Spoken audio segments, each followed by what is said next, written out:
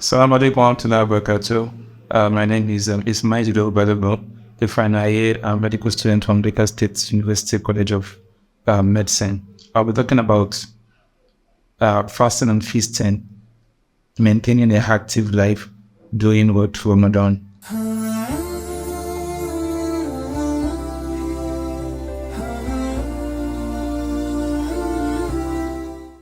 So we all know Ramadan is very close by, and then we are looking to the rewarding element. And as Muslims, we have an obligation to fast in that month. However, what are the things that we should consider health-wise in order to have a Ramadan that would go almost seamlessly? As we all know that, the World Health Organization defined health to mean a state of what? Mental, physical, and social well-being.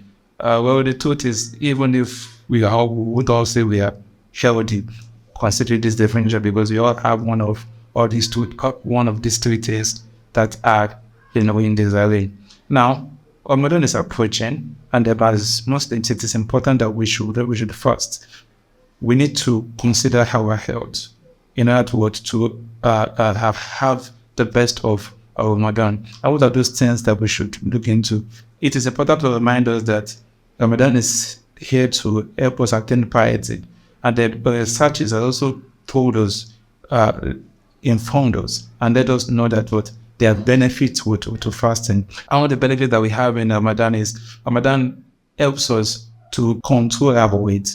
You understand that our fasting requires that we only eat between dusk and dawn. So at this period, we can eat, while the other period we are not expected to eat. So this helps us to control our diet that ordinarily might be very difficult to control. So people that are gaining weight, people that are obese, may have this advantage of having control. And then for people that have diabetes, fasting is also very good for them, because people that have diabetes type 2, it can help them to control what insulin resistance that they have, and they make them have a better, healthy living. For some people that are chronically ill, people that are not well, it's important that they see their doctor to know if they are fit to be able to make that fast. Fasting is compulsory, yes, but then if you do not have the will in terms of health, it's important that we see our doctor, to see if we can do it or not.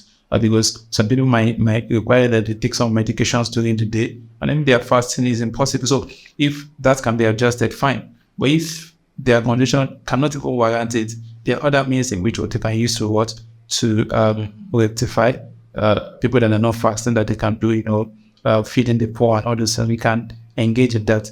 And particularly people that are old, elderly people, it's important that they also consider their health if they are fit enough to be able to, because some of these people, their metabolism, their activeness and their energy is already declining. So if they cannot partake in fasting, it's important that they realize that and do not put themselves in jeopardy.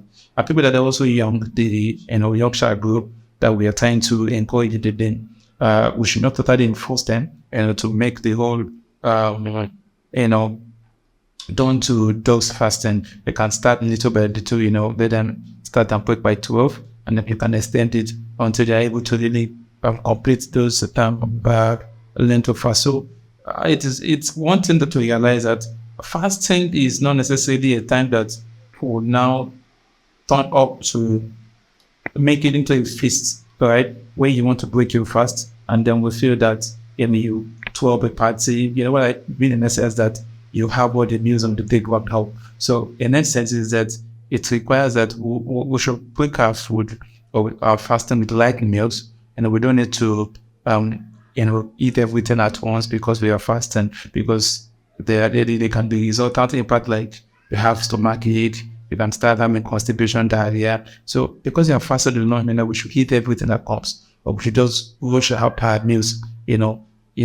The Prophet advised that we break our fast, we will meditate, or we use water. So this is need, and then you go and observe your prayer. Because even when you eat food, it might be difficult for you to even pray your Maghrib, your Isha, or even your Taraweeh, because you are eating everything that comes your way. So then you can take your meals little by little.